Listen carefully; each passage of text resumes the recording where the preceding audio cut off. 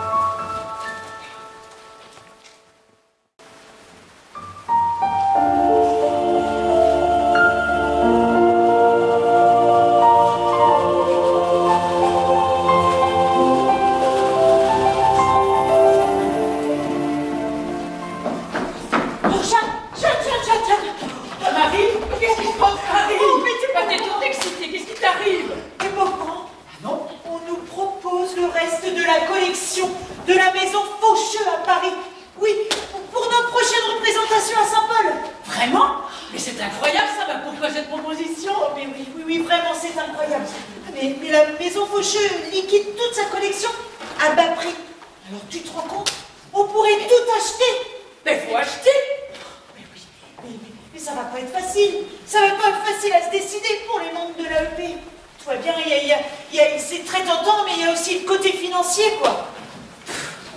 C'est vrai que tu as bien raison quand même, Marie. C'est vrai que pour nous, c'est pas toujours facile tous les jours. Tu sais, moi, avec mon bonhomme, on a été vendu une vache au marché de Michemillier. Puis avec cet argent-là, j'ai dit à mon bonhomme, on pourrait bien s'acheter un buffet en formica. Il n'a pas eu l'air d'accord. Alors, pour acheter des costumes et des décors, ça serait bon quand même. Exactement. Voilà.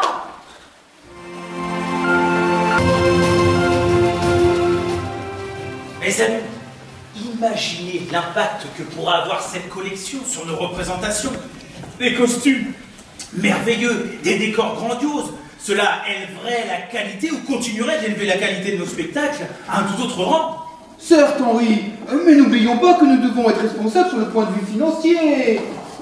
Est-ce que cette collection est vraiment nécessaire?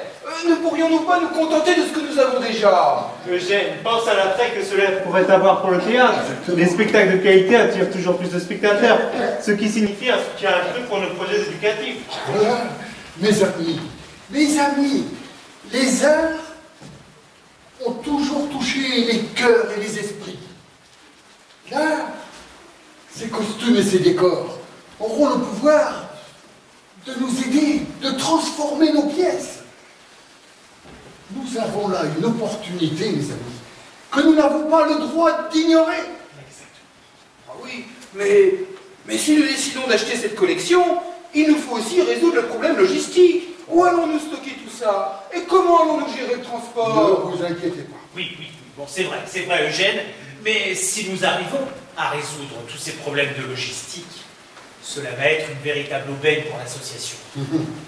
Et puis n'oublions pas que si nous achetons cette collection, cela pourrait ouvrir la voie à des opportunités de location à des troupes extérieures. Exactement. Saint-Paul-du-Bois deviendrait une référence artistique, attirant des troupes de théâtre et générant une renommée bien au-delà de notre commune et de notre canton. Tout à fait. Oui.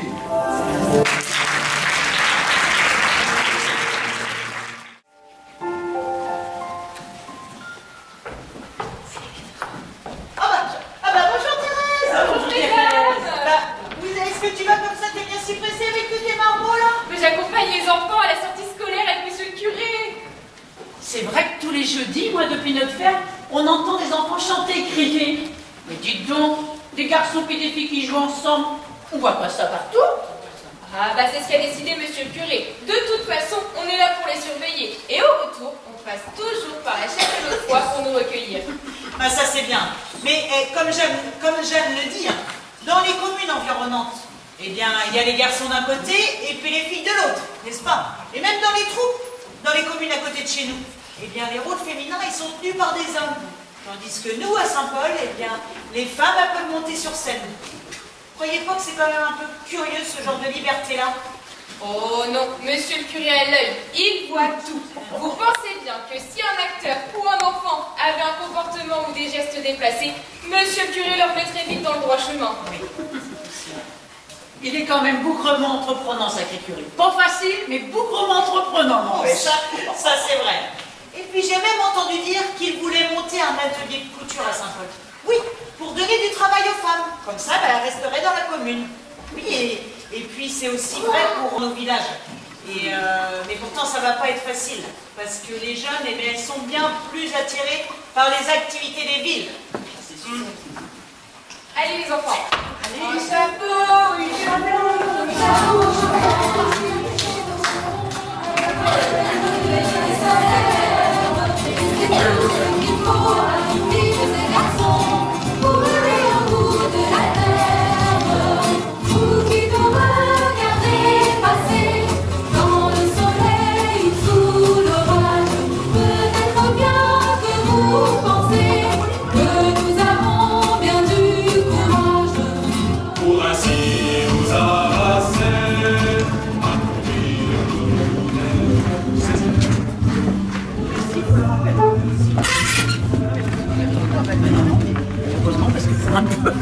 J'étais... Alors, le marron d'abord. Combien de la... On le voit.